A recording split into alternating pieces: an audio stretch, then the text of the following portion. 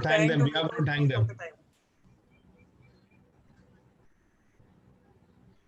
Yeah, thank you, Viral sir. Thank you. I was muted actually. I couldn't speak.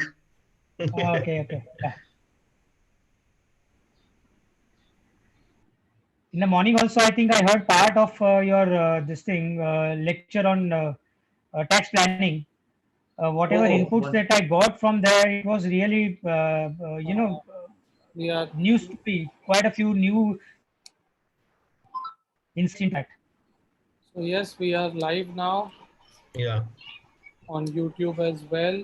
Passing the mic to Dr. Viraj Sanghvi for welcoming all the members and the speaker for today, Dr. Manish Chitnis. Please welcome them, sir. Thank you, Dr. Jashan. Thanks, first of all, Dr. Kapil Govankar and Dr. Gajanan for being with us in this COVID-19 lockdown period. Welcome all the members. Welcome Dr. Manish Chitnis, today's speaker.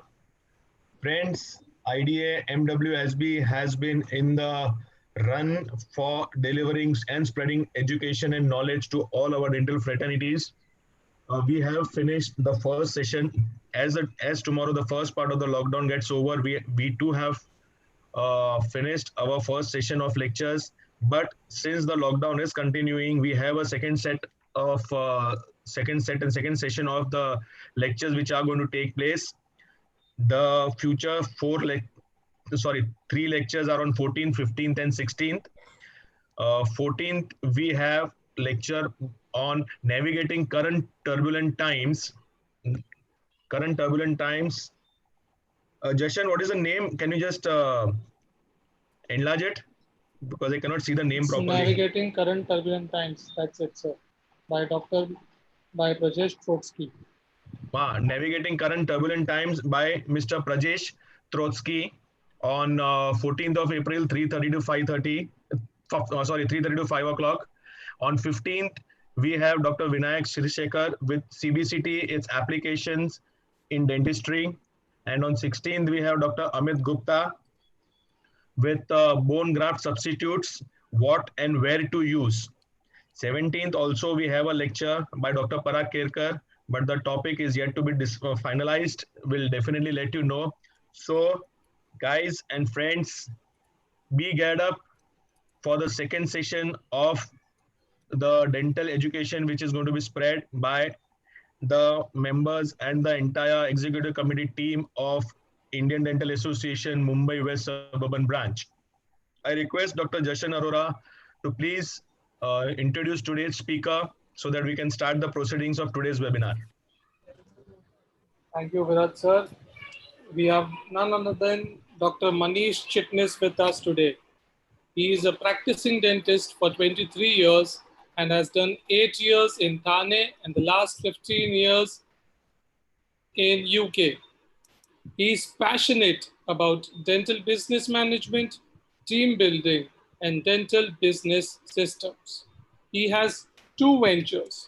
One, the Dental Concepts, a chain of dental clinics in UK, and one in Mumbai for dental tourism.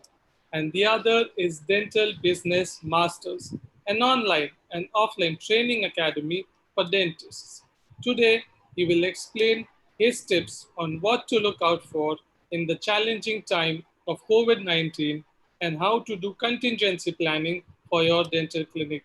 Dr. Manish Chitnis, the screen is all yours. Thank you.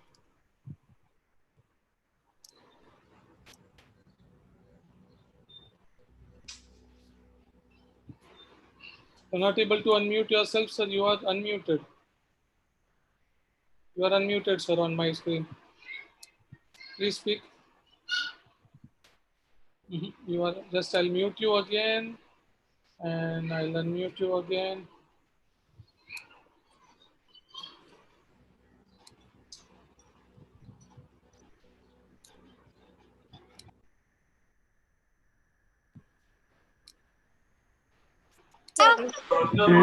Trial late आता है तो ये जो system है ना ये हमें पूरा हमने मीटिंग में उस दिन Okay, Manish Chitnis is unmuted. Yep. Sir, can we hear you?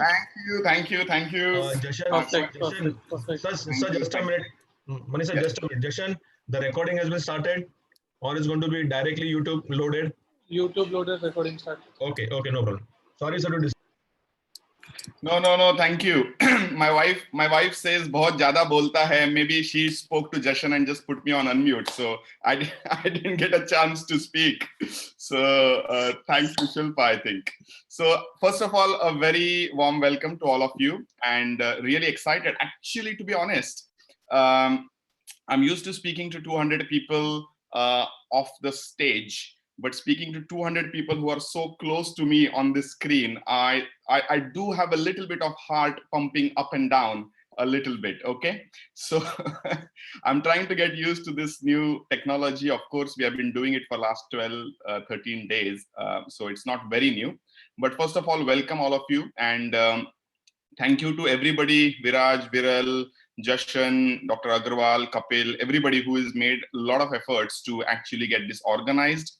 There are a lot of leaders out there who are actually helping the tribe, and hats off to all of you for doing this.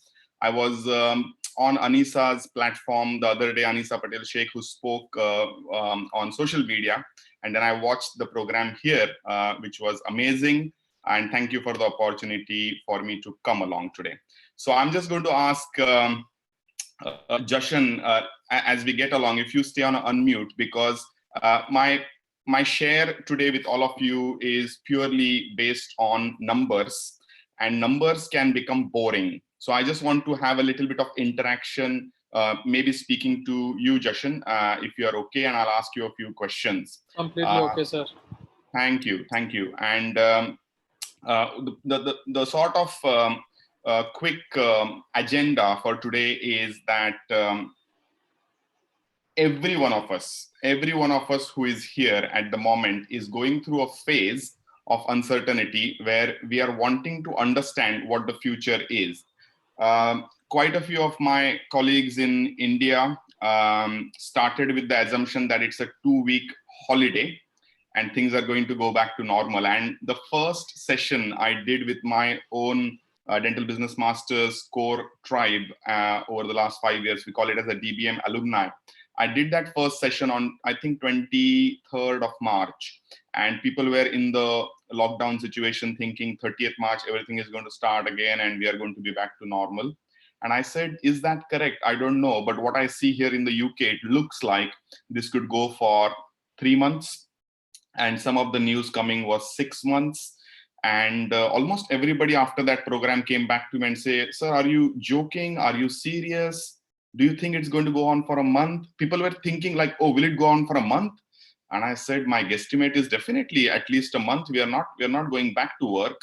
And they were like, oh, we are thinking it just up to 30th of March. And then came the news about shifting it to another 21-day lockdown. And now the news has come about 30th of April. So the shares which we have been doing as our tribe was very importantly about how to actually get ready for this.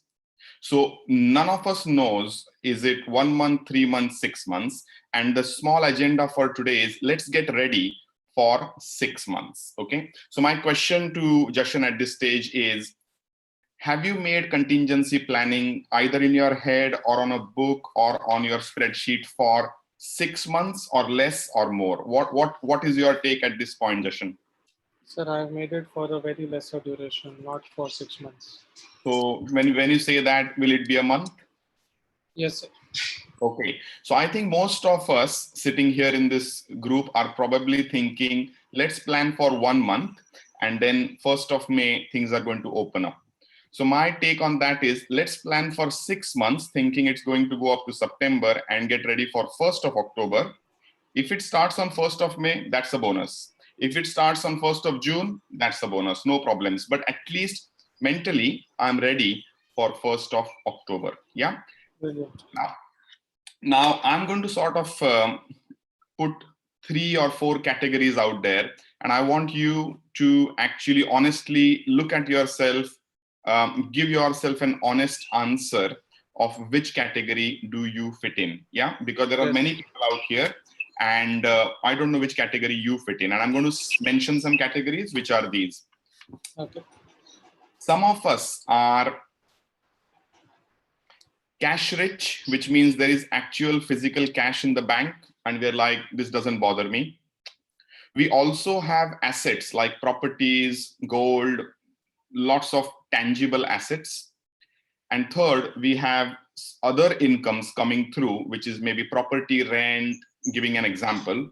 And we are at the top category to say, I'm fine, cash rich, asset rich, income rich, because everything is coming in. I don't have any problem to sit at home for the next 6 months. Okay, so you might be one of them.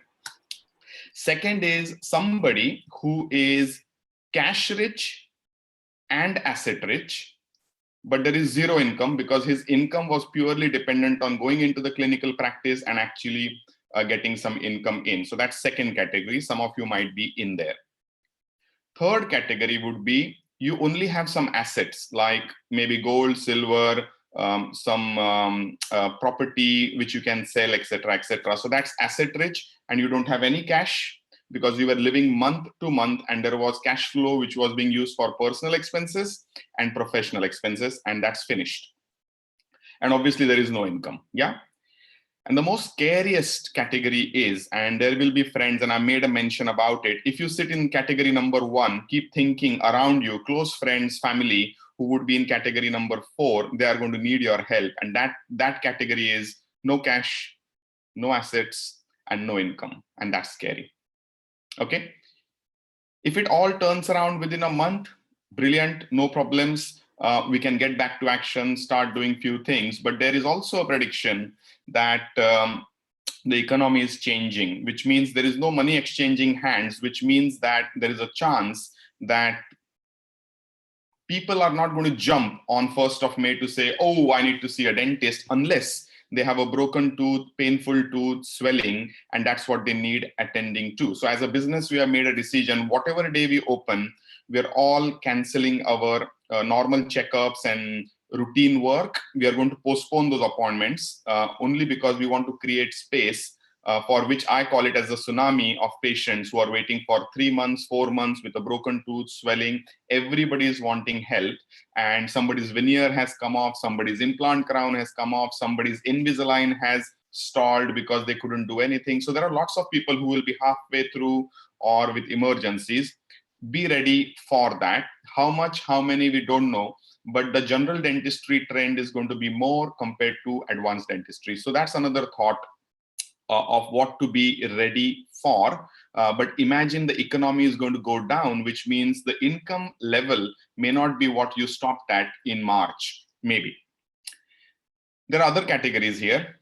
And one is people who listening to this or maybe have heard the news are sitting in 3 categories again. One is panic category, which means they're constantly panicking in their head. Yeah, what's going to happen? Am I going to survive? Is this all going to happen, etc., etc. And then there are second type of people who will be absolutely calm, who are the people who have lived their life with absolute solid meditation. They're spiritual, they believe in the positivity, and they know what's going to happen, etc., etc. It's very, very tough, but they know I'm going to go through this, and we will go through this together, kind of positive attitude kind of stuff. And then there will be the third category, which will be the mix of panic and stability, panic and stability.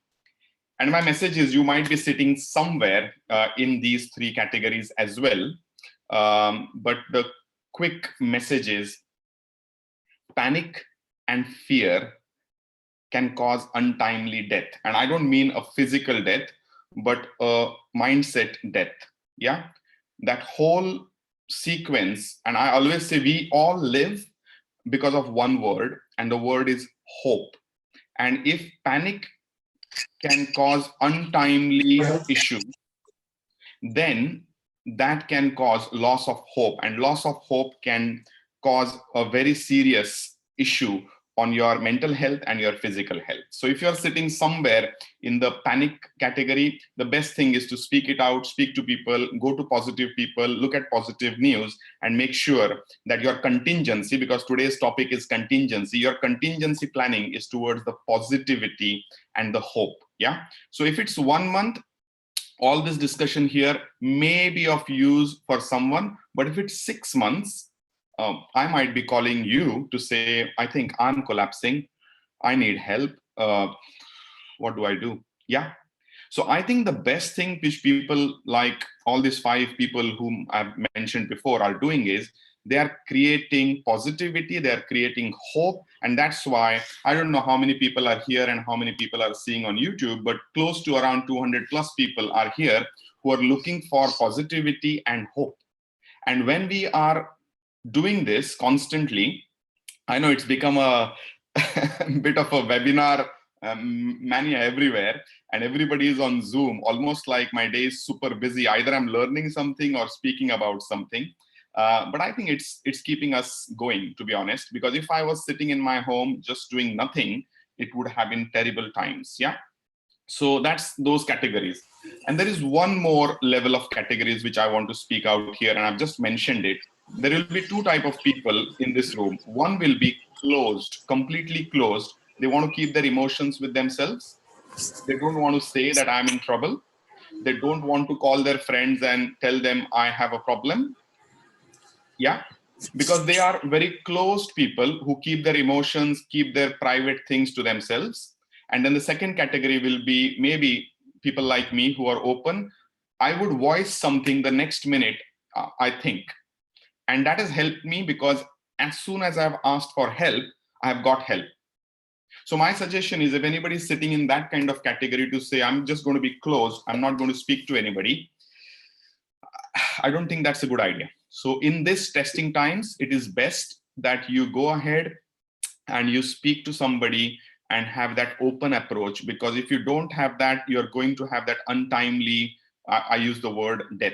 Yeah. So if this all stretches to 6 months, there are going to be a lot of issues economically, financially, mental, and physical health as well. Yeah. So be mindful of where you are.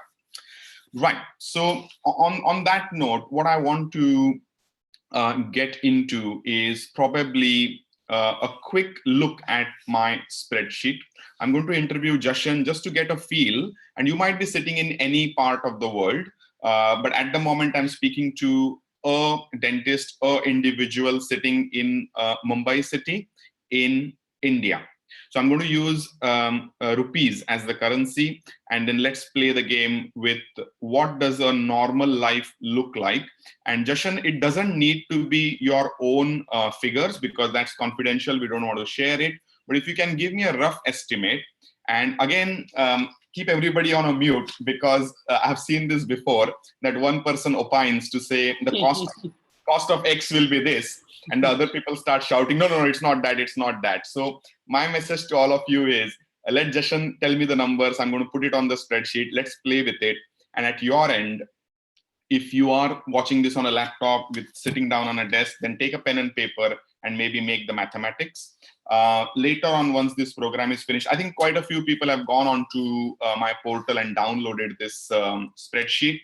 If you haven't done that, then all you do is get into dentalbusinessmasters.com, and then there is a login portal. So you go into the portal, this spreadsheet is available for you. If you need any help, just give us a shout. Yeah. So Jashan, I'm just going to share the screen if that's okay. Yes, sir. Completely all right. Okay. You are my guide to tell me if you can see things. Yeah. Yes, sir. Okay, great. I'm just going to see. Okay, fine. For everybody who is listening to this, I'm first going to go and work on what do I need for my survival and what was the month looking like if I was in February 2020. I'm just going to put some numbers in play, and this spreadsheet I will explain. So say, for example, you either own your house or you are paying a rent or you're paying a loan installment to the bank. So assuming you don't own the house and you stay in a average, we'll call it 1-bedroom hall kitchen flat, some part of Mumbai, because there will be lots of different numbers here. Give me a number here, Jashan. 20. 30? 20. 20,000. Okay, fair enough. how much money would you need? So you can see automatically as soon as I put the 20,000, some numbers started changing on here. Okay. Food allowance, let's put some number here for the month. 8,000 rupees. Okay. Do you get a water bill for the month? Annual water bill would be around 2,000. So I'm going to put it like 150 rupees here. Is there a gas bill? Yes. 800. 800 rupees for the month or the year? Month. Month. Okay. Then you are using internet? 1,000. 1,000 rupees. Okay. Electricity? 2,000. 1,000 again. That's fine. Do you go to the gym? Closed currently. So give me a figure for that, like a gym membership for the month. 1,500 to 2,000. For a month, yeah. Yes. Okay. Any insurances you have? Let's put a figure in there. Insurance, yes. This is a Mediclaim. Yeah, Mediclaim. Annual 8,000. So I'm going to sort of say 700 rupees a month. That's fine. Charity, I'm going to let go. Any other insurances you can think of other than Mediclaim? Term plan. Life insurance? Yes. Let's take a number. 35,000 annual. Annual. So around 3,000 rupees per month. I'm just going to keep one insurance. Then you pay a mobile bill for your mobile phone. Yes. Tell me that. 500. 500. Then I'm going to say ledger activities over the month, which is like you go and have a movie or go for meals, etc. If you do it once, will it cost you around, say, 3,000 rupees or more? Once 3,000. Once 3,000, and we do that at least twice a month. Say, for example, that's 6,000 rupees. We will assume there are no card payments because we are making cash payments here. Right. And let's say we put 5,000 rupees in our savings, maybe. So we've taken a modest outgoing here, which says around 47,650. And just to make it easier to understand, I am going to say 2,350 as another saving. So let's say 50,000 rupees is our outgoing on a personal front. I'm just giving you a demonstration to say if this is your personal forecast, yeah. All you have to do going forward is you have to go into this number which says cash savings. And people who are in the topmost category might put here as, I'm going to put a number here, say just 10 lakh rupees, say for example. Yeah. So now you can see to the bottom of the sheet, 9,50,000 rupees are still in the bank account because 50,000 rupees have been spent that month. Now you don't have 10 lakh rupees, but you have 1 lakh rupees. Fair enough. Now that can be a bit of problem because you have only 50,000 left for the next month. And next month, if I just move all these figures into next month, you are going to go to hit, as I call it, break even figure by end of May. Does that make sense, Jashan? Yes, agreed, makes sense. So at this stage, if you are a person who is just having some cash savings and there is no income coming in, you now know that if it's 1 lakh rupees in the bank, 50,000 rupees is gone by end of April. By end of May, I'm finished. Correct? Yes. So that's the sheet number 1. And all you will have to do later on is you will have to say, I'm going to go and negotiate with my bank and say, I'm so sorry, but can I have a 3-month wait period, please? Okay, I can't pay you because I don't have any income. Then you will say, Shilpa, can we just manage a little bit better this month and can we get our household food expenses down? Then you go and speak to the water department and say, maybe you keep that, gas you keep that, internet facility you need to be connected, electricity you need, gym membership, you can call them and say, I'm so sorry, it's a lockdown, I can't come anyways, can I go down to 0 please? I will start my subscription when I come back. Medical insurance you might want to keep, other insurances you might want to keep, mobile phone you would want to keep, your ledger goes down to 0. Savings money, you want to hold on to cash, so you're not putting in savings. And suddenly you realize, okay, now I can get this down to 15,000 rupees or 12,000 rupees or 14,000 rupees. You will need to pick up phone to many suppliers, many banks, many people around you to say, can you give me 3-month wait period? Because now suddenly the 50,000 rupees you had, only 12,150 as an assumption is needed in May, everything else is stopped. So your 50,000 now can be used wisely in June and July as well, because everybody has stopped their payments to the bank, or they're getting like interest only things. Now, this is your personal cash flow. Yeah. Now, what this sheet actually does for us, as I'm just trying to find if I can get, yeah. So now if I go into business 1, so this sheet has a personal cash flow.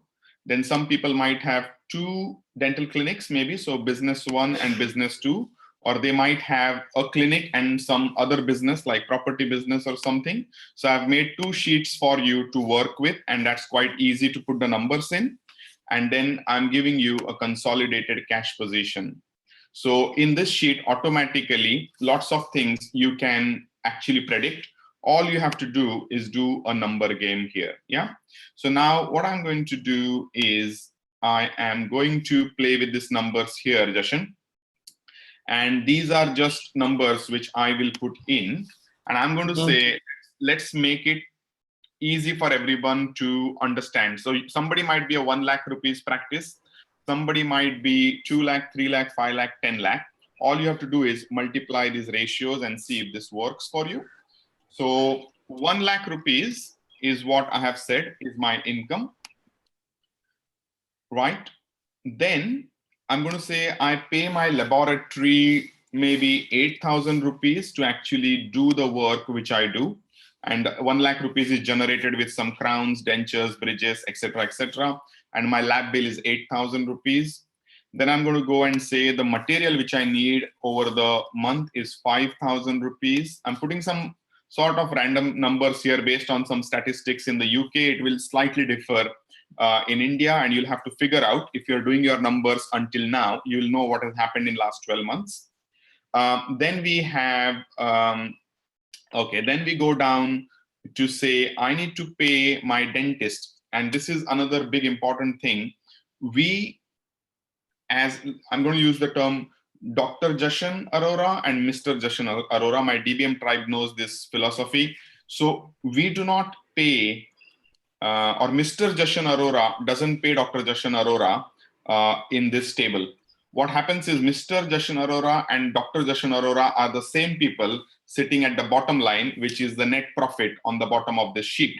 So let's demarcate them. And Mr. Jashan Arora, who is the business owner here, he says, hold on, Dr. Jashan, take 40,000 rupees because you did the work, and 100,000 rupees or 1 lakh rupees you earned. So this is your clinical fee. Now we can call it 45,000 rupees, 40,000 rupees, but I've just put a number on table that 40,000 rupees is what I gave Dr. Jashan Arora. Yeah. Now what it does is it tells us to earn 1 lakh rupees, or when you earn 1 lakh rupees, 53,000 rupees is gone, because Jashan Arora, Dr. Jashan Arora needs to be paid, the laboratory guy needs to be paid, suppliers need to be paid, correct? So that's what we need to do. Now we go down here, and this is called as fixed cost. Patient sits in the chair or patient doesn't sit in the chair. These costs which are here, which is insurance, bookkeeping, cleaning, consulting, equipment repair, maintenance, HR services, management charges, equipment lease, loans, postage, staff cost, etc., etc. They are going to work. Yeah. So I'm going to put some number here. I'm going to say 10,000 rupees is the loan EMI, which I do. Jashan, you can still see the screen well? Yes, sir. Now we go down and we say my total expenses like utilities. I'm going to put a full figure here of 6,000 rupees, say for example. So loan, I pay 10,000, and as a total amount between accounting, bookkeeping, software, staff welfare, telephone, internet, water, etc., equipment, etc. Per month, I'm spending 6,000 rupees, which makes it 16,000 rupees. Yeah. Now I'm going to go and say I do marketing. Maybe I put another 5,000 rupees. Yeah. And then we go down to say, okay, I have staff, which I pay another, I'm going to say 15,000 rupees. Yeah. Now you have 11,000 rupees left on the bottom line, which is great, which means you have a net profit of 11% for your business. Yeah. Now the fun part starts here, because if you go on the top and you say the income is 0, obviously I'm not needing to pay the lab guy. Obviously I don't need to buy any material. And obviously Dr. Jashan Arora is not coming to work, which means that's all 0. Yeah. Awesome. However, those fixed costs are not changing, correct? My staff is still there. And now I have suddenly gone into a deficit of 36,000 rupees. Where does the 36,000 rupees come? And most of us don't own the practice. So I'm going to go and put maybe that premise. Give me a rent figure for a 300 square feet practice, Jashan, in Mumbai, average. 25,000. 35 or 25? 25. 25, it's a varied figure. Let's keep 25. Let's put 25,000 rupees, yeah? Now suddenly, no income and my outgoings are 60,000, 61,000 rupees. Now this is where again, there is a problem, correct? Because there is no income. Then what I'm going to do, I'm going to go to the top of the table and say, right, okay, bank of mom and dad, daddy, mommy, can you give me some money?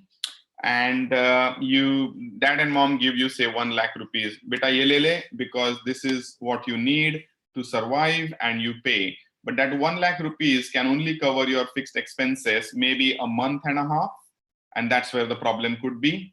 And then you think, oh dear, I need to survive my business. I am actually going to go and pull some of my savings, which I have, and I'm going to put another 2 lakh rupees towards it. Yeah.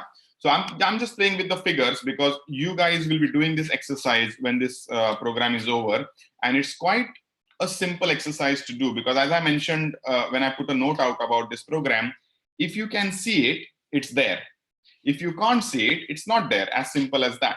And where is the money going to come from? The money is going to come from your personal savings, income, if at all anything is generated, which is 0, we are not working, bank of mom and dad, Bank of India or HSBC or HDFC or whoever is going to lend you the money, or if the government comes and says this is the support Modi ji is giving to all small businesses. So you have limited chances of actually supporting the business if you fall into category 3 or 4, which is just about having some cash or no cash, no assets, no income. Yeah. So all those 4 categories which I mentioned at the start of the program make it very, very important to say, how is my business going to survive? Yeah. Now imagine bank of mom and dad say, sorry, beta, mere paas kuch nahi hai, I don't have anything, it's 0. Your savings are 0. So suddenly you're thinking, oh dear, there is no income coming and I have expenses to do. Now you start going to the bottom of it and you go to the bank. And you go to the bank and say, I'm sorry, Bank of India, I can't really pay because there is no income. Can you just help me for 3 months and don't take any installments? So that becomes 0. You go to your landlord and say, Mr. Shah, I can't really pay, and what can I do? Can I pay you half the money? And then the money which I couldn't pay, can I pay you later when we start working? So I'm not saying I'm not going to pay you, but can I just pay you 12,000 and keep it going?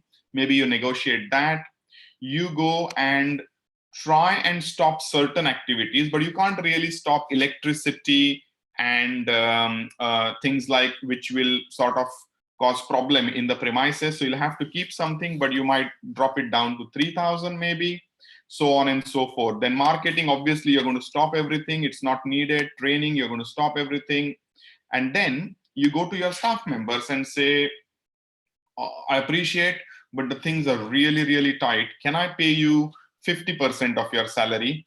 Unless you get some job somewhere else, please feel free to take it because I'm really stuck. And then if there is extra staff, you might want to go for redundancy. If the government comes with some support, then use that money to pay your staff. But maybe just a guesstimate, you say, I'm going to pay you half the salary, please stay on board.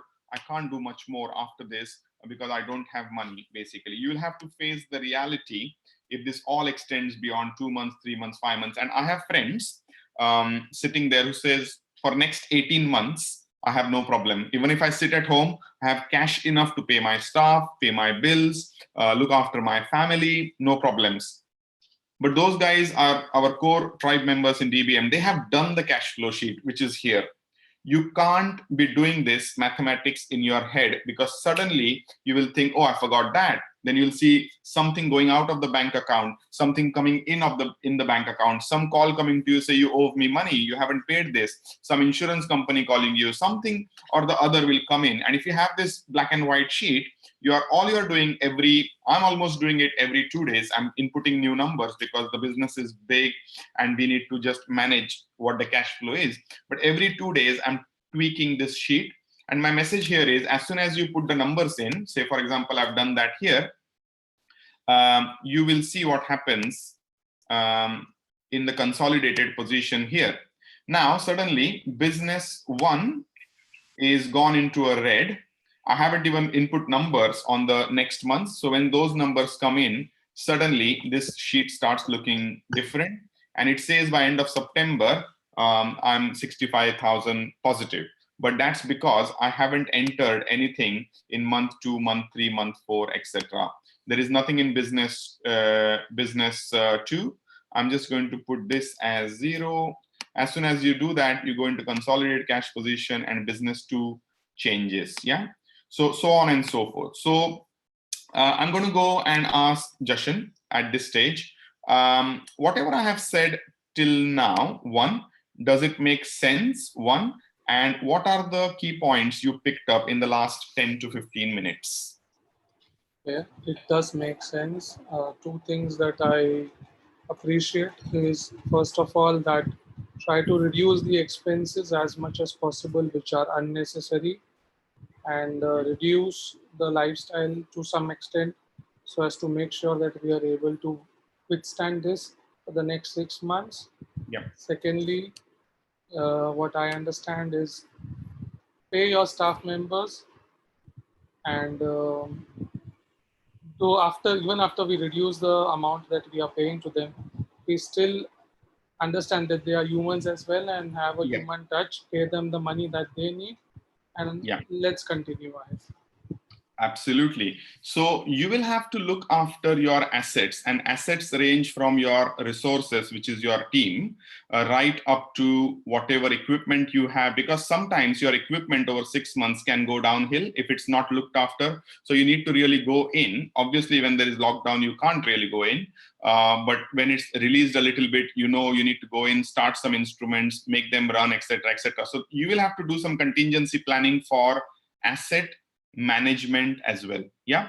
And I was sitting, I mentioned this on another forum the other day, 6 months ago, Jashan, I was sitting down with growth of business, lots happening, India, UK, every DBM, and lots of things happening in clinical and academic life. And one evening I was sitting down there and I'm thinking, whoa, can somebody come, give me some money, extra money, and say, Manish, you go off for a 3-month holiday. Just sit on a beach, just take it easy, exercise, read, everything, and take this money and keep the business running. Yeah. And I finally said that God was listening. Obviously, he didn't give me money, but he gave me rest now for 3 months to actually look after myself, look after the family, at home and actually think again. So I'm sure quite a few people here, Viraj, Viral, every one of us is into that 20-year plus or maybe 15-year plus, and some of us who are listening are at 35-year plus of their practice, but there are some who are at 3-year practice level. I don't know. But the biggest lesson, and I've used the metaphor on this, is I'm on the field. There is a track which can go up to 100 meters. So I started with a 100 meters race. Suddenly I thought, I think I should go a 400 meter, and I put my destination slightly away. Then I think I'm doing well. Let me do a 5K. Let me run 5K, then a 10K, then a 21K, and then a 42K full marathon. And over this last 23 years, I've realized I've just been running. I've been running. And sometimes I feel, is there anything around me where I can pick up a drink? Can I have a bite? Oh, okay, I don't find anybody. I keep running again, and then I start looking, and then somebody gives me a drink and a bite, and then I bend down and tie my shoelace once again. I just stretch myself and then start running again. So I've been doing it like a firefighting exercise for 23 years. I have to say, I'm happy. I've been successful. I've patted my back along with my team, Shilpa, that things have worked really well. But if I really want to turn the clock back again, what would I like to do? And this 3 months, guys, all of us are going to get an insight, because now you're an athlete who has run the race. You know where to stop and eat and drink. You know exactly what your destination is, because we are in a constant movement to change the destination. 5K, 10K, 21K, how many of you are sitting there thinking, I want 5 practices, 10 practices, 50 practices, I want this and that, I want significance. And obviously we all move between that human need. As soon as we become secure, which is our first human need, suddenly second time you want to get insecure because you want more in life. As soon as you become too insecure, you want to come back to security. Once this is done, most of the times you want to feel significant. Now, at this point, I'm sure people are doing this out of goodwill and nicety for the tribe, but I'm sure Jashan, Viraj, Viral, Dr. Agarwal, Kapil, I saw somebody congratulating Kapil at the start of this program before all of you came in, and I'm pretty sure Kapil felt very significant. He's going to work hard over this COVID-19 phase to do more of this kind of thing, like putting all these webinars together, because that's a human need. Yeah. And in this human need of security, insecurity, significance, growth, love and connection, a lot of people are looking at this and thinking, thank you. They might send me a message later on, like, this was really helpful. This sheet is really helpful. And I like that love and connection. So most of us are running this race for our human needs. Yeah. And we want to contribute. That's another human need. Yeah. So when all these things are happening, why not take this chance over this 1 month, 2 month, and 3 month to define, I'm going to call it a race, define the race, define the track, define the destination, and then actually come back to the start line, because we all are going back to the start line. Is that correct? Most of us are going back to the start line because we are all going to start from zero. Most of us are going to start from zero, either in month 1 or in month 6, somewhere our distress timing. So in the cash flow consolidation, at some point you'll see a 0, and at some point you'll start seeing a minus, unless you take debt. Yeah, there might be very few of us who are cash rich and asset rich. 80 to 90% of us, we will have a distress point, either end of May, end of June, end of July, end of September, or next March. I don't know. You can extend this sheet and see where we are, because these are unprecedented times. We do not know where this is going to restart, go back again, restart, go back again. We don't know there is going to be COVID-2, COVID-3, and we need to really work together on this. Yeah. So that's where I am with this COVID cash flow forecast. And my recommendation is that we all are technically skilled. Yeah, we all are brainy people with good hand skills and do everything. But how much efforts have we made into planning our business? And I've been learning over last 23 years, and maybe last 8 years have been more focused and substantial. But still now, when I go into the sheet, I can get up and tell my numbers first thing in the morning. If somebody asks how much do you spend on this, what's the income from this income stream, how many dentists work, how many days do they work, what's their income per hour, etc., etc. I'm good at it, but at a certain point, I also get confused to say, where exactly is this business going? What is that timing where I can make sure it's a success? So I'm going to share something really, which is a new thinking, and for some business people it might be old thinking, but for me it's a new thinking, and I'm going to share that now. It's a very important share, so listen to this carefully. When you do this spreadsheet, there will be an awakening, and look at this. I'm going to go back here once again. In business section, you know now that if you go up here, there is zero income, correct? Yeah, Jashan. So just to have a voice response. Yes, Jashan. sir. Yes, sir. So we know that if this business has no income, I don't need to pay people in this category here, which is cost of sales, which means if I do a sale, there has to be a cost for the sale, which is the dentist, the lab, the material, etc.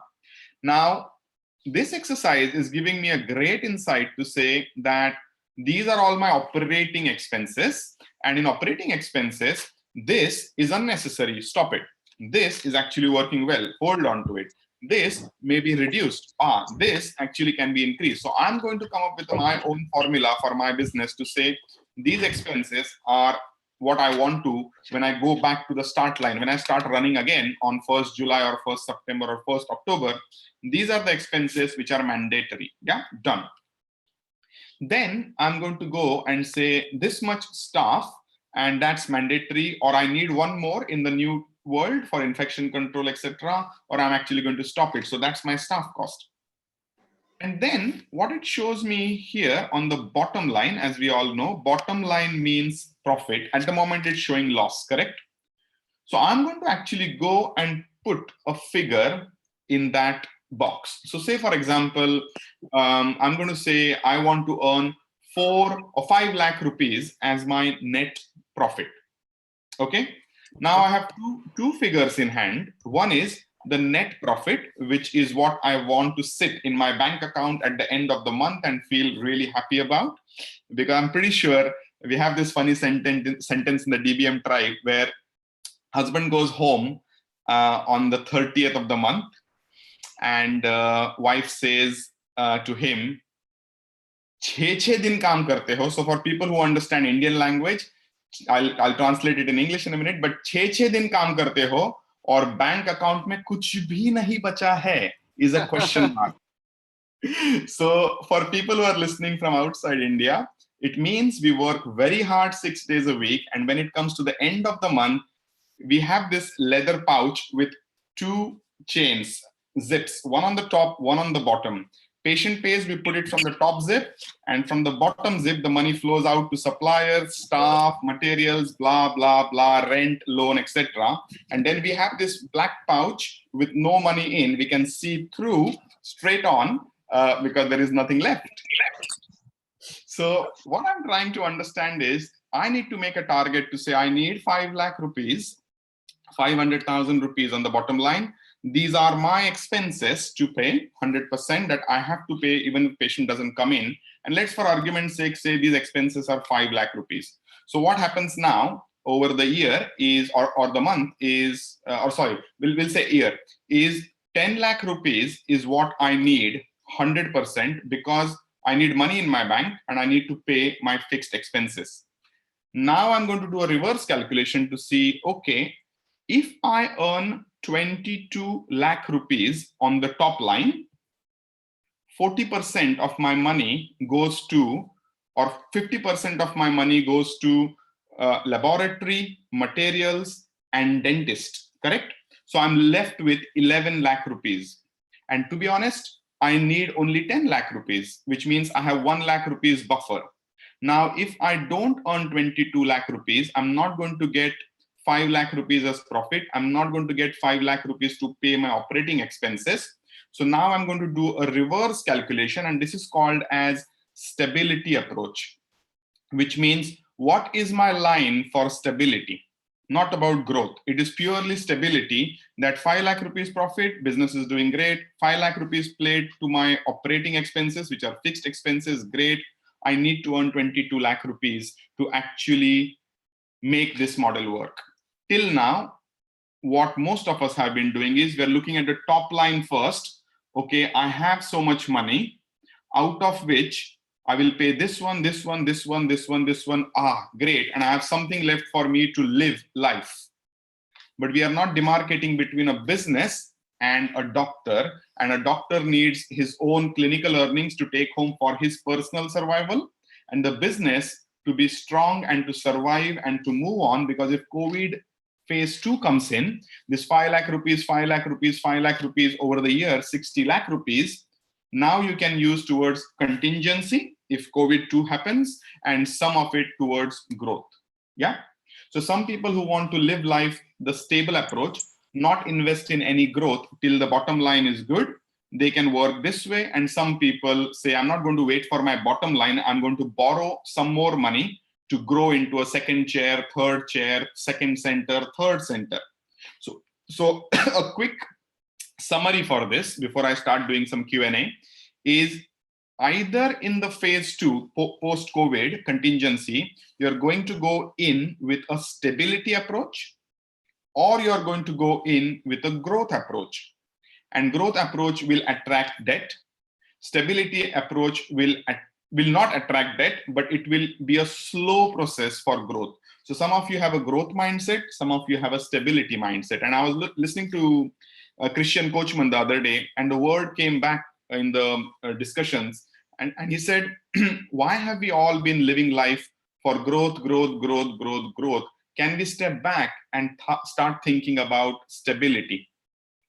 And it hit me to say, maybe I have another 15 years strongly to go to be in this professional career up to the age of 60. That is my golden period now. And I want to make most of it. But do I really want to be running this race and changing my goalposts? Or do I want to go with my stability approach? So there are things, and there is no concrete decision. It depends on your profile. It depends on how you think and how times change. So there will be a mixture of growth and stability between us, if that makes sense. Jashan, did that make sense on stability and growth? Yes, sir. Understood and makes sense. Yes. Okay.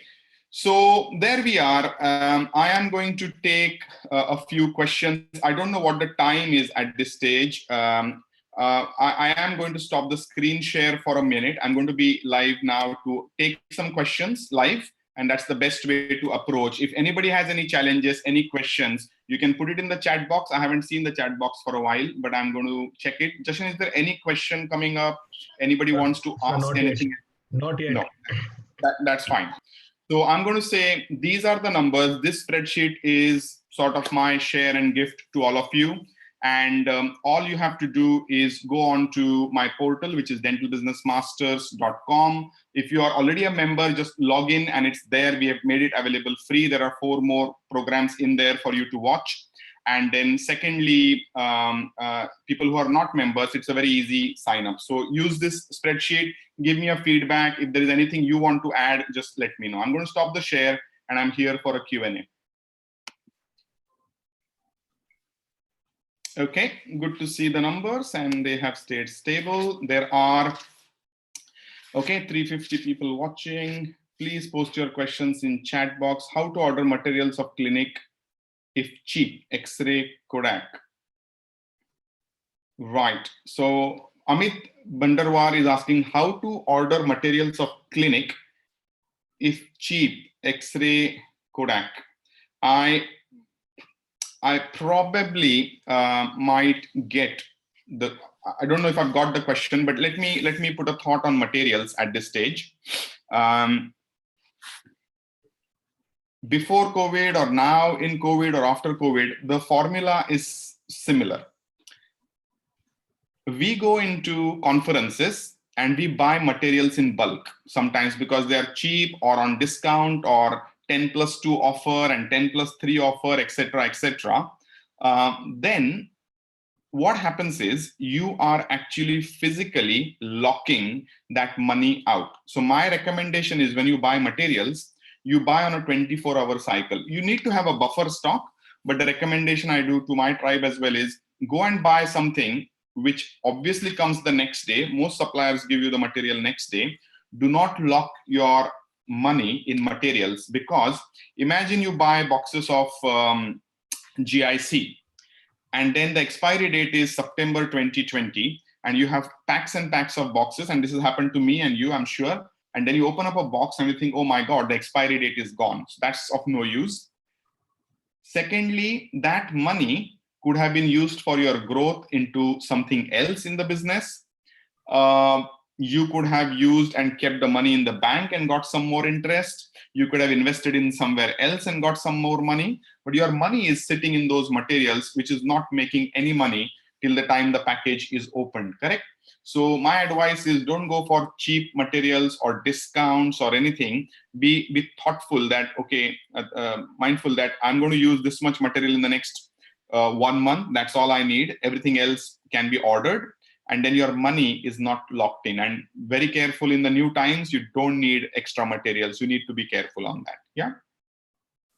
Aditya's question is, can you throw some light regarding post-COVID treatment charges? Excuse me, sir. Sorry. So there is one Dr. Ajinkya who has been asking alternate streams of revenue generation that a dentist can obtain, because this question was before the question which you took. Sure. What we can do is one of you can, I'm just going to put the chat box down because it's scrolling fast. Yeah. One of you just give me the question and I'll answer. That would be ideal way to go. And then, yeah, and give me a heads up because I can't see the time. So whenever it's time, just let us know as a group and then we can stop. Yeah. So the question is alternative streams as a dentist. And there is no individual answer for it. And I'm going to give you my example. I don't know anything other than dentistry. So at the moment, there are only two revenue streams. One is Dental Concepts, which is a patient forum, like a patient business, patient venture, and Dental Business Masters, which is an academy, which we are running for 5 years. And there is the academy earning. So at the moment, it's very clear that I'm sitting online, I'm sitting on a table, I have my mobile devices. So my energy and time is being focused towards Dental Business Masters, more time compared to Dental Concepts, because that's doable. The third thought is we have some assets and properties. So we are looking at those and redevelopments and things around it. And then people who are out there, you know that IT fields, which is where you can work on a computer, those are the fields you might want to actually put your energy in to learn something new, or already you know something and you want to enhance with it. So say, for example, to give you examples, my son has two teachers, one who teaches him piano and one who teaches him Indian classical singing. Both the businesses are running. And the reason is they have gone into Zoom, they're sitting at home, they're opening up their camera, they're focusing it on the piano, and off they go. And singing also is happening on Skype or Zoom. So those are the things you can do, obviously, if you have the skill set. So I can say go into a bit of a SWOT analysis, which means strength, weaknesses, opportunities, and threats. So analyze your strengths to see what else can you do. Analyze what are your weaknesses and maybe invest time in actually enhancing and getting the weaknesses out of the table. And then look at opportunities around you. You might suddenly know that I'm actually a brain in shares, and there is one of our tribe members who told me that I have more time in hand now and I'm an expert in shares and stocks and stuff. So she's enhancing her knowledge, and she has made a decision that after COVID-19 finishes, 9 to 3 in the morning, she's only purely going to do that profession or business in shares. And 3 o'clock later, she's going to take a break and come back to clinic 4 to 9, because most of her clientele is pediatric who come after school. So she's going to do pediatric dentistry after 4 o'clock, but she's made up her mind that she wants to refocus on stock exchange and stuff because that's her forte. Yeah. So there is not one answer, but I'm just floating few things. Try and do something which has scalability, which is not restrictive like our profession, which is a service, and try and find something online, that might be a better way. Medical transcription, quite a few people are doing that sitting at home, but because hospitals are closed, even medical transcription is downhill at the moment. Yeah. Yes, sir. Right. Next question. Tips to promote X-ray center post-COVID period. Tips to promote X-ray center. Yeah. Okay, I might have to try and channelize the questions to our topic today. Otherwise, is there anything close to our topic which has been asked? Okay. Yes, sir. So, can you throw some light regarding post-COVID treatment charges? Since a good amount of investment is going to go on infection control, armamentarium, and procedures. Exactly, and very good question. I think Aditya had asked it. Very good question. Aditya. Yeah, so Aditya, answer is very, very simple. You do your spreadsheet, as I've said, in the cash flow. So you're going to get your numbers correct. Yeah. Now, once your numbers are written down, you have something called as fixed cost. And obviously, I can't do the whole training program here, but just a quick snapshot is, I'm just going to put some numbers here. Your operational cost for the month, which is a fixed cost, is 100 rupees, say for example, and you have 10 dental chairs in your practice.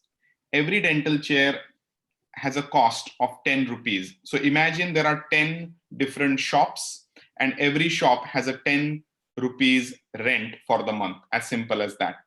Now the patient sits on the chair or patient doesn't sit on the chair, correct? Now this cost, along with the profit, which you have decided I want that much profit, these are two mathematics to do. Then you go and say, now to deliver a crown, now to deliver an implant, now to deliver a filling, my cost is A plus B plus C, which is the lab, the material, the clinician, which is exactly as it was before. However, the new things for me are D and E. Now you're going to add the D and E in there, and straight away your top line, which is the income you're going to get, has to change. So you're not only considering the PPE, but you're considering the stability approach to say, why do I want to do this business? Am I doing it for free? Am I doing it at break even? Am I actually putting money into the product? Because some of us are doing dental implants at a ridiculous cost. And there has been a huge example in the UK. I'm not going to name anybody, but a big known corporate just gone bust. One evening, they just closed all their practices, put a notice, and they said, we are not working from tomorrow. And I think, as my interpretation is, there was a race to the bottom of pricing, which means they were dropping the pricing, and competing in the field to attract more patients. But one fine day, the balance just broke. There was no profit. They were putting money in it because of marketing, and the product price wasn't correct. So my take on that is, if you know your numbers well with operational costs, profits, actual expenses, which is cost of sales, all you will have to do is either reduce your profits and get it to a very small amount and use the money towards your PPE, extra time for the patients. I think most of us are not even calculating that thing which needed half an hour now is going to need an hour, because I need to do the pre-cleaning protocol, patient in, discussion, 6-handed dentistry. Maybe we need 2 nurses with us because we can't touch a few things around. So almost like even while doing a filling, I'm taking my infection control level to what I was going to do with dental implants, maybe. Yeah. So imagine the mindset is going to change. Things are not going to be the same. So answering your question quite simply, product pricing wise, prices either will go up, or in the competitive world where the labs, the material guys, everybody will drop their prices. I don't know if that's going to happen. Then we pass the benefit on to the patient. But our mathematics is quite simple, which is now reversely done, where costs of sales, cost of operating expenses, staff salary, rent, loan, these are all fixed things. And then, you know, for survival of the business, like in these times, today's news is 1 out of 5 business is already gone in the UK. 1 out of 5 dental practice is already at distress. And go into month 3, the number might be 3 out of 5 dental practices are in distress. And this is the latest survey within the UK. And why is that happening? Because those practices never looked after their bottom line. So product pricing, Aditya, is going to change, and we all have to be mindful that why are we running the business? One, we are professionals, no doubt about it. We are here to help. We are doing lots of consultations at the moment free of cost in times of challenge. But when we want to run this, it is a very thin margin. We have people from outside. I don't know if people are watching this on YouTube who are non-dentists, but dentists are under continuous stress because the profit margins are low. The amount of work we need to do constantly around protecting everybody, delivering the best is tremendously high, and per hourly costs are just mounting every day. So we have to be really mindful on our product pricing. We can't make it extravagant and just say we are going to do it at a high end because we want to do it. It's not sustainable either. But we can't be cutting corners at all. Even if we were doing complacency for 2 to 5%, sometimes in Indian terms, chalta hai attitude. I think that chalta hai attitude is not acceptable anywhere anymore.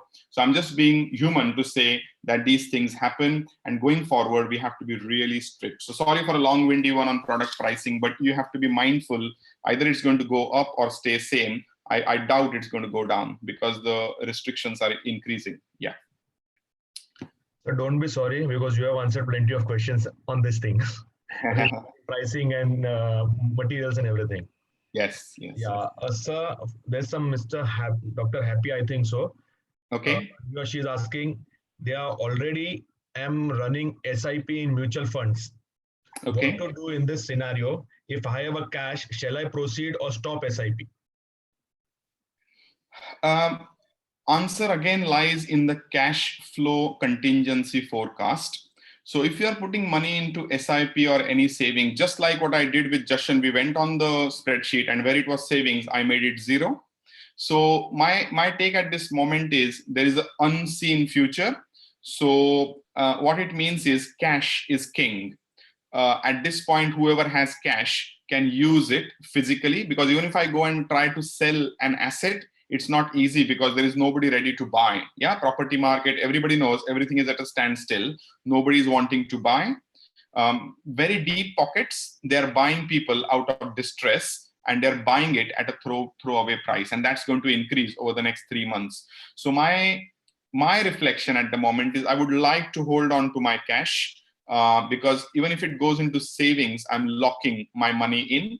If you are deep pockets, you are cash rich, and it doesn't really bother you, on your cash flow sheet, you can keep putting money into your savings for next 12 months and still survive your business, and personal survival is fine, then good luck. Send some money to me. Okay, so that okay, I lost you. Hello. is a question regarding real estate. Hello. Sorry. So can you hear me? Yes, now, yes, I can. You also answered Dr. Santosh Pingle's question regarding real estate and Sensex. Right. Okay. Okay. So now I would like to, Dr. Jyoti Singh is asking, if we suspect that a patient is COVID positive after we have started the treatments, what should be our approach in terms of completion of the treatment for such patients? I think so. This is not related to. I think there is no discrimination. See, a few years ago, and I'm going to refer to Dr. Shaligram, my senior mentor in Thane City. He, for 80% of his practicing life, did not use gloves because gloves were not mandatory. Nobody was taught wearing gloves, correct? And then HIV came in. All of us went to universal precautions, which means gloving, mask, double gloving, stab injury, get it checked, etc., because we don't know who's carrying the virus, correct? The same is the situation post-COVID for any patient. We can't discriminate. We have to start the treatment. We're going to do temperature measurement. There might be testings available at very low cost. So all of the patients before starting the treatment might have to go for a test, or might have to get a report from their GP to say they're not having any virus. Now, your question is, if I start the treatment and then it's COVID positive, my question to you is, do you have FFP3 masks? Do you have the right armamentarium and gear to avoid the virus? What is frontline NHS doing at the moment? They're using the right protective gear, some of them, because they have it, and they're treating COVID patients.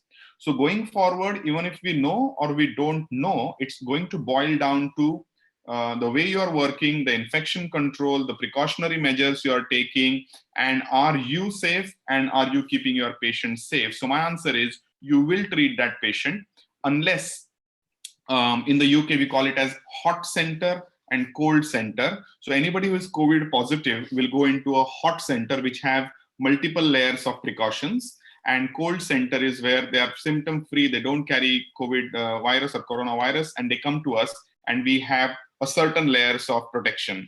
But at the moment, cold centers are not working, only hot centers are working. But there will be time when things will relax and we'll have hot centers and cold centers. And if we are midway and somebody says, I'm actually positive now, then there is a chance you might refer them into hot centers of COVID. I don't know about how India is working and how UK will work, but that's my assumption. I hope that helps. Yeah. So there's an interesting question by Dr. Rahul Maru. Mm-hmm. Our expenses may increase as we may start using your PPEs and N95 masks and everything after this cohort subsides. How to deal with that while charging the patients? There is an answer, and I'm probably going to dare to do that. I'm saying this openly now, and I'm probably going to dare to do that. And this was suggested as a funny thing by Chris Barrow, my coach, 6 years ago. You know, you go on to, I'm going to give you the example. You go on and see a doctor in a hospital, correct? And in the hospital, there is a written down list to say doctor's charges, anesthesia charges, bed charges, room charges, medicine charges, and suture charges, saline charges, nurse charges, etc., etc. So if somebody questions and says, oh, why, my God, why is the pricing so much? Say, for example, then I am there to actually open up a transparent sheet which will be printed to say, this is what it is, and these are the actual costs, and this is what I'm charging you. And it will be very pure and honest and open opinion to say, as a clinician, I'm taking so much fee, my lab is charging so much, my material is so much, PPE cost is so much, my operational cost per hour per chair is so much, and my net profit is so much. And then the patient questions, or he is a family member, or he is a good friend, all we have to say is, okay, I will actually reduce my fee from X to Y. Will that help? And I will reduce my business profit from X to Y. Will that help you? And that's a clinical decision and a business decision you will have to take if you are wanting to do that. So in effect, answer to your question is, how do I answer my patients? I think I'm going to go with the approach of being more transparent of what exactly are my costs and what is my profit margin, and I'm going to be very transparent to say this is what it is. And they would say, oh, you are ripping us off, that's not acceptable. Then I can only do two things. I can say, I'm sorry, you are right, I'm ripping you off and I need to cut down my costs. Or I can say, I'm really sorry, but I feel I want a stable approach. I want to work to the best of my capacities. I want to give you the best, and I'm going to stick to my charges. If this is not within your priorities, then I'm so sorry, I'm losing the chance to serve you, but I'm going to accept that. So I only have two choices and two answers to that kind of approach. So I'm going to be very transparent to my patients. Yeah, that's a good way to explain the patient that you are not going to decrease your charges. Yeah, and I think somewhere the community is going to give you a response, and you might be in the business or you might be out of business. But again, the 80-20 rule will follow. 80% people might still go back to the old complacent ways and drop prices. 20% people will embrace the new era and new change and make the right decisions for themselves and their patients. And as Dental Concepts, we have decided to be in the 20%. We will make the right decisions for the safety of our patients and ourselves, and there won't be any compromise. We might lose business, I'm pretty sure, but we'll serve at the best level. Yeah. So we have dentists today, we have interns today, we have postgraduates, we have senior dentists, all of them. Now there is one question, when is the right time to open a new dental practice post-COVID? all of us are going. All of us are going to go back to a new dental practice. Our own dental practice is going to be new now. But no, let me answer this question. I think opening up a new dental practice needs a business plan. And we had this teaching module for my core group yesterday and day before. And it begins with what your vision is. Do you have the funding? What are the different things you to think about of why you're doing this dental practice?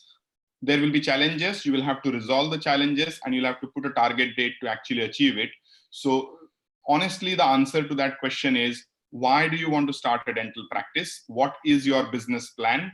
What is your break-even point in 2023, 2024? Is there a J curve, which means your income is going to now start spiking up by 2027? And if I was you, I would probably put a hold on setting up a dental practice for at least until December 2020. That's my guess now, because I want to see the market working back again for at least 6 months and how the patients and the community is coming back to dentists. And we will get feedback all across the world, because we won't be the only ones. People from America, Brazil, Australia, New Zealand, Pakistan, Bangladesh, everybody is going to watch and give feedback to say, my practice was X and I'm actually become 2X, or I'm actually become X divided by 2, because how are people reacting after the economic changeover?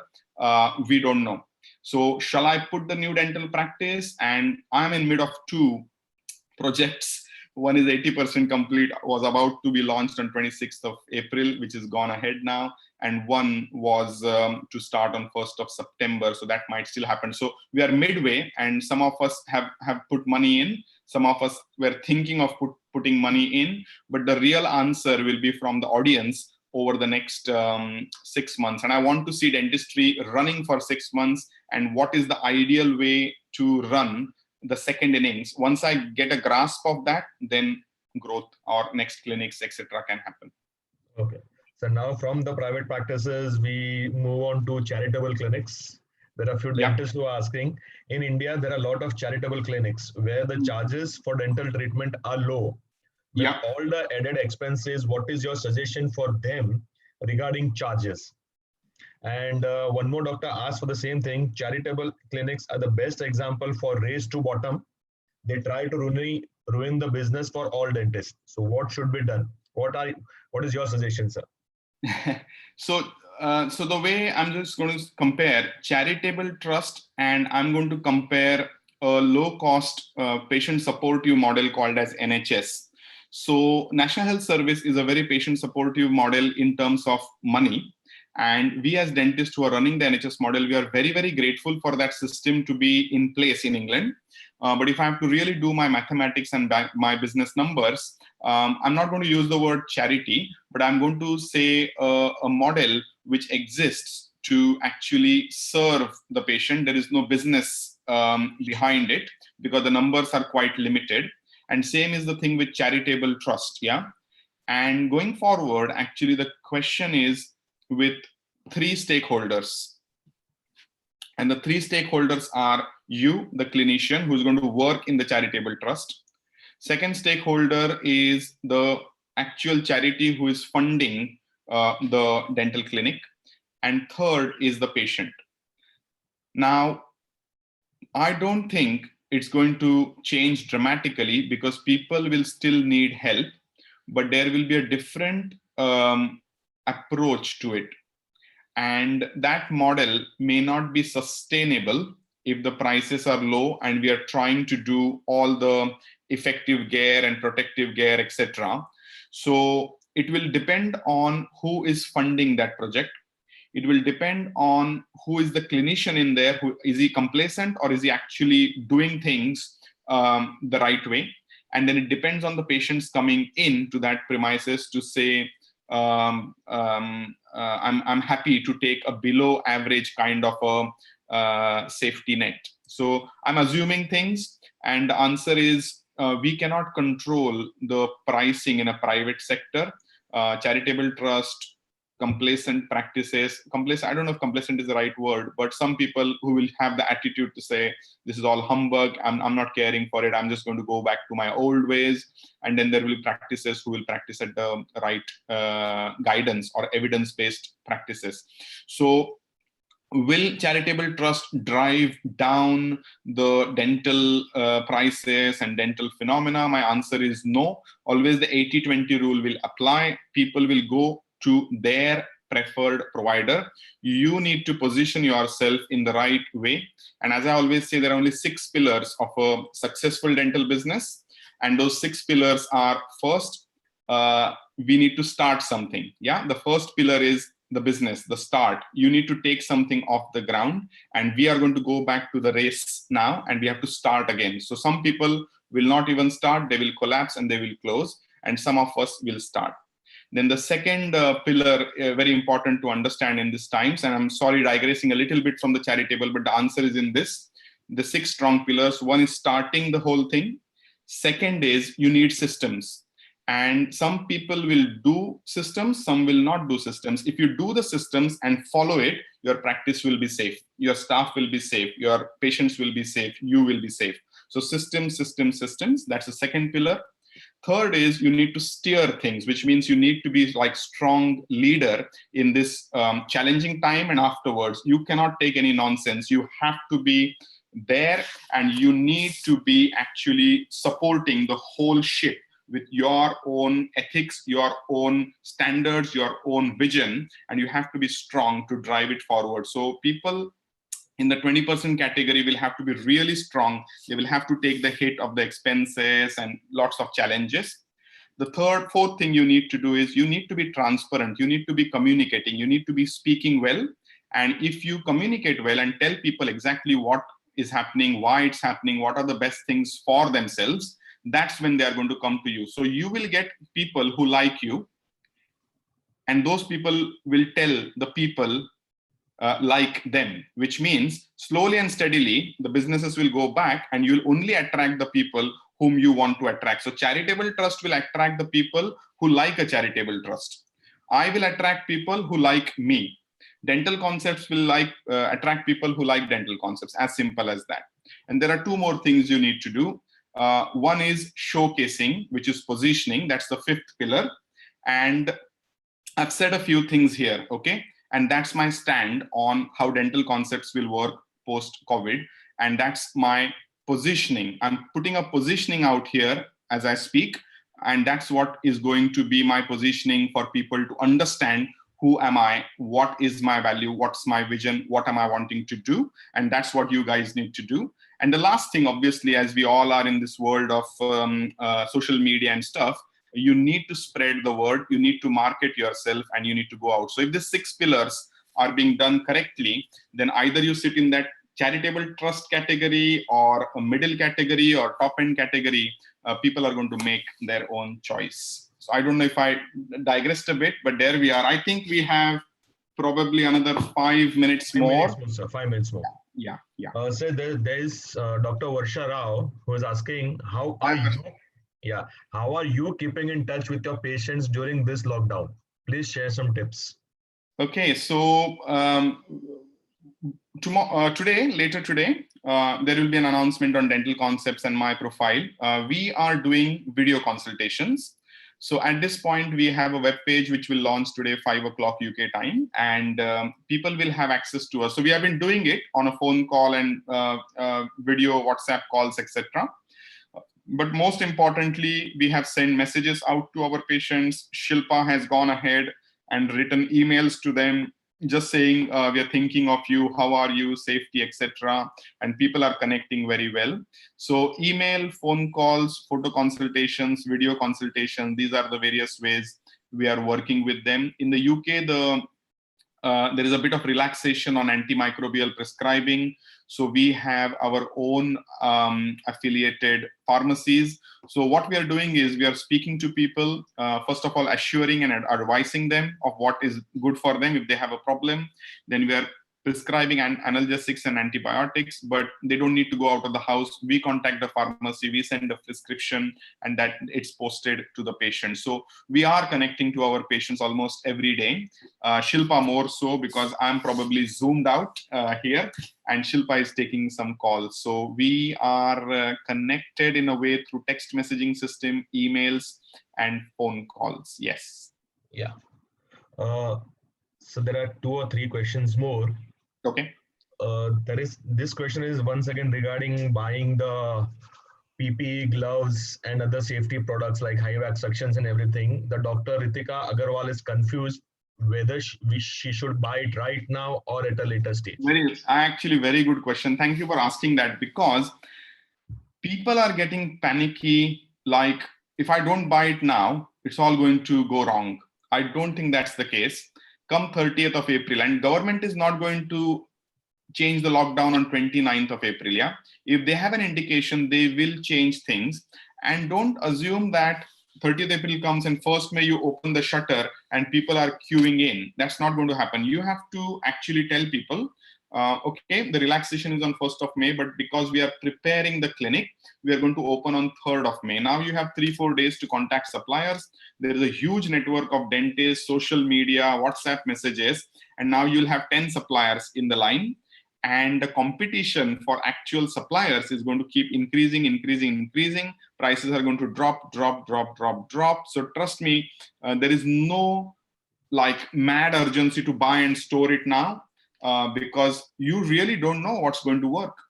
There are scientists working on the backdrop. There are health organizations working on the backdrop who will give a detailed report and support certain evidence-based or pre-evidence-based protocol for trials. So once we know what the protocols are, once we are confirmed that the whole world is singing from the same hymn sheet, maybe, then those preferred providers. So I have people making 3D masks, people making different visors, people doing all this little Eskimo type thing with only the eyes open. So I'm quite amused with the amount of entrepreneurial spirit happening on the PPE stuff. But we don't know till we really reach that point where we will get evidence to say, okay, this is what we need to start with, and then there might be extra things. So my answer is don't buy anything as of today, because we're still another 2 weeks away, if at all things open on 1st of May. Dr. Kshitij wants to ask, sir, is it the right time to close low business generated clinics? Say if anyone is having multiple clinics in different areas of cities. My answer to that is, do the COVID contingency cash flow, check your distress points. If your distress point is in May, pick up a phone call to a possible person to say that you probably are in a strong position, Mr. XYZ. Would you mind bailing me out because I'm in a distress point by end of May? Would you like to join hands? Can you pay the rent, the staff salary for the next 3 months till we open up? Can you give some more cash to the business? And can we evaluate my business at this stage? Because if nobody supports me, bank, government, or individuals like you, I will have to shut shop. I will have to sell my equipment and go back to zero. However, I have a business which is making, say, 1 lakh rupees. And I'm happy for you to come along as a partner because you're a senior, serious player and you have been a good mentor, etc. Would you have funding to support me? And my take, and I've said it before, is post-COVID-19, there is a high chance we are going to go into partnerships.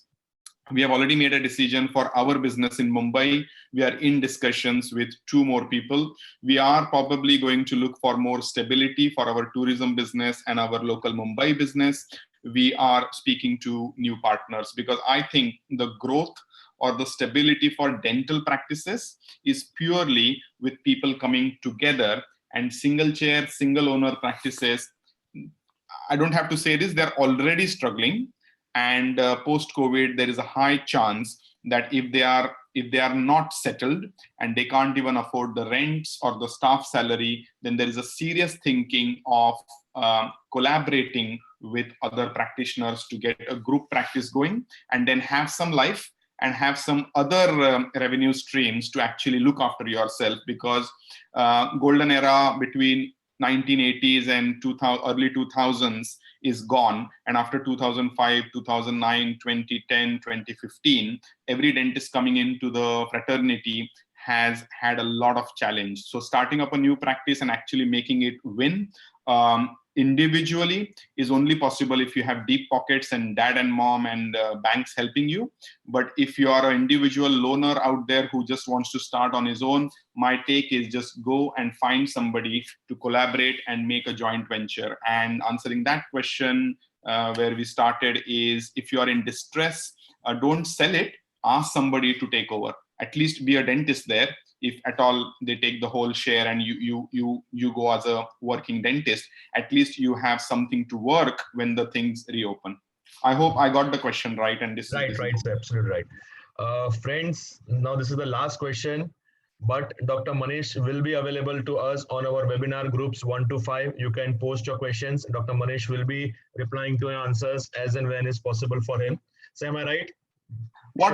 Because after this teaching session, I'm going for a 2.5-hour teaching session with my DBM 5th year batch. What I will do is I'll look at the questions after my timing of around 3 o'clock, which is 7:30 at your end. And then I will make small videos for all of you on the same forum. So I will answer those questions and post those videos, which then you can share later on. Sure, sir, no problem. No problem, sir. Well, yeah, it's a superb idea, sir. So now for the last question. Hello. Yes, hello. Who's this? Dharmaji, sir? Yes. Yeah, sir. Dr. Manish. Hello, hello, sir. Dr. Dharmaji Shinde here. Namaste. Namaskar. Manish, is the time ripe for group practice actually in Mumbai? I think so. And if like-minded people come together, if they have a strong person on board who understands the philosophy of business, if there is a proper shareholding partner agreement and understanding of how the business will work going forward, what's everybody's role and responsibility, then the answer is it is the right time. And for senior practitioners, it might be the right time to actually join hands with somebody who is a newcomer. And actually, what doesn't exist in Indian dentistry is practice valuations, stake shares, selling out, etc. And quite a few senior practitioners sometimes just close business and go away, and they don't even make any equity out of it. So it might be a time for dentistry in India to change into a group model, co-working model, and principals, we call them principal dentists or owner dentists, to come together and almost work through one hub at the top level. I think so. Yeah. Okay, thank you very much. Thank you. So the last question is from Dr. Palak, I suppose. Yeah. I have heard many doctors started taking consultations for online medication during this lockdown. Yeah. If audio call, low charges. If video call, more charges. What should we do? So I think there are, as Chris Barrow, my coach, says, there are a lot of factors you need to consider. Your moral responsibility to the community, your ethical responsibility to the community, your professional responsibility to the community, your values towards being a dental dentist. I think it's an individual question and an individual answer for everyone to actually think of what they feel is right. I'm not going to say it's right or wrong with the person who's taking the charges, because it's unfair for me to speak about someone who is actually looking for personal survival. We don't know what their current scenario is. Are they really looking for survival and they're charging it or not charging it? And in response to the practicality, if somebody is giving a consultation, somebody is giving an audio video consultation, there are two elements. One, they are actually physically providing the medicine, so there is a cost to it. They are providing their time for that kind of consultation. So I'm not going to comment right or wrong, but in these current times, I think there are other aspects for those clinicians to think about their responsibility towards the community, and money might be an element which each individual has to give their own sort of thinking. So in my case, we are doing 0 paid consultations. So we don't charge people when we do the video call with them. But if we are sourcing the medicines, then whatever the pharmacy is charging us and the postage cost, we are charging them. So we are not providing medicines for free because we have to put some money out of our pocket. Yeah, thanks a lot. So there is one our past president is asking, Yes. Considering the scenario currently, Dr. Viral Parikh sir, considering the scenario currently, we don't see the practice picking up the way it was running till February 2020. Okay. Also considering the patient's attitude to take up only need-based treatment rather than want-based one. Yeah. Our revenues may drift drastically. So what's the number? What's the number game in that? And the volumes may go down. So what's the number game? How can we cope up with these things? Yeah, if I had the crystal ball to actually see what the numbers are going to look like, I would be charging a bomb for that answer. But my answer to that question is, it can go actually both ways, and be ready for a tsunami of patients and be ready for empty diaries. Yeah. But my guesstimate at this stage is, we as a team of doctors, we are going to actually put 3 different categories. One is routine maintenance, one is emergency and treatments, and third is advanced dentistry, which is elective dentistry. We are going to open up the diaries for the middle category first. Then we have the maintenance dentistry, because everybody wants to be safe and that they don't have any problems. And advanced dentistry, there is a chance that it will shrink a little bit for a little while. But always remember, Viral, that human needs are always there. Somebody is going to get married. Somebody is going to go for a job promotion. Somebody is going to go and fall in love with somebody. And all these people need one thing, and that's confidence. And that confidence comes with their face, their smile, their skin, their hair, everything. So we will be back again, because human needs are not going to change. It's just a matter of time of how soon we will be back. And that answer at the moment, nobody knows. And we might be the same when things start, because a lot of people are sitting at home. Some of them are funded by the government for their salary, which means money is coming into their bank account. They're not taking any takeaways. They're not going to holidays. They're not going to restaurants. They're not going to the gym. They're not spending their money anywhere, which means when things start working again, there might be money in their bank account, which they want to put onto or invest in their teeth. So answer is, we might go both ways. So don't be too pessimistic that it's not going to happen. It might be a tsunami of patients and suddenly there is no space in your diary. I'm positive. Thank you for the confidence, sir. Thank you for the confidence. Yeah, Dr. Viral, it's fine.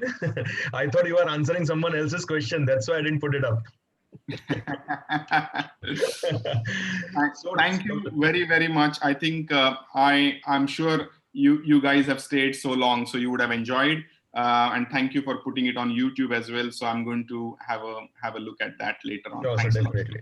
Dr. Jashan, anything from your side? No, sir. All the questions have been answered. Thanks a lot, sir, for the fantastic motivation as well. Thank you, Dr. Manish. Thank you. And I hope you all get into the cash flow sheet and make sure you put your numbers in there. Okay. So there are plenty of people asking for that Excel spreadsheet, sir. So if it is possible, can you just put it on the webinar group if it is possible? I will. And actually, to be honest, I will put a number here, in the chat group. I'm just going to pick up a number.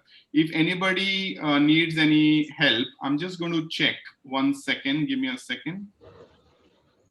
Even if they can't find it on the dentalbusinessmasters.com, then if they can, I'm just going to put this number here.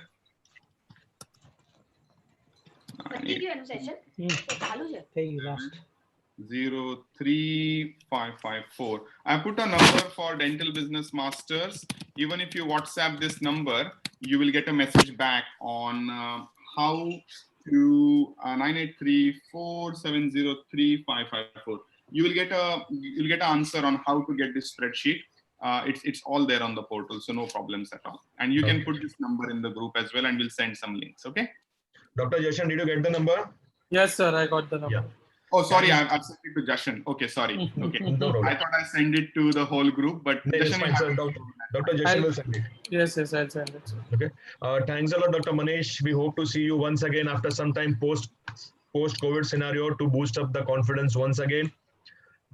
Thank you very, very much, Viraj. Thank you. Thank you. Thanks, Dr. Jashan, the CDA convener, and all the participants for today's beautiful lecture, the positive thinking, the boosting up lecture by Dr. Manish. Tomorrow, we have a lecture on positive thinking, how to cope up with our mental stress by one of the positive thinking speakers. Mr. Brajesh Trotsky. Dr. Brajesh, na? Dr. Brajesh, right? Yes, Brajesh Trotsky. Mr. Brajesh. On 15th, we have a lecture on CBCT by Dr. Vinayak Shirshekar. On 16th, we have a speaker, Dr. Amit Gupta, who is going to speak on bone graft substitutes, where and what to use. And on 17th, we have Dr. Parag Kelkar speaking on routine dental cases that can shut your practice. So these are the next 4 webinars. All are going to be on Zoom Cloud app, and the timing is going to be 3:30 to 5 p.m. Thanks a lot once again, and hope to see you tomorrow. Jashan, you can end the meeting. Yes, sir. Thank you again. Once again, Dr. Manish, sir, it was great hearing to you. Thank you. We'll be ending the meeting now. Thank you.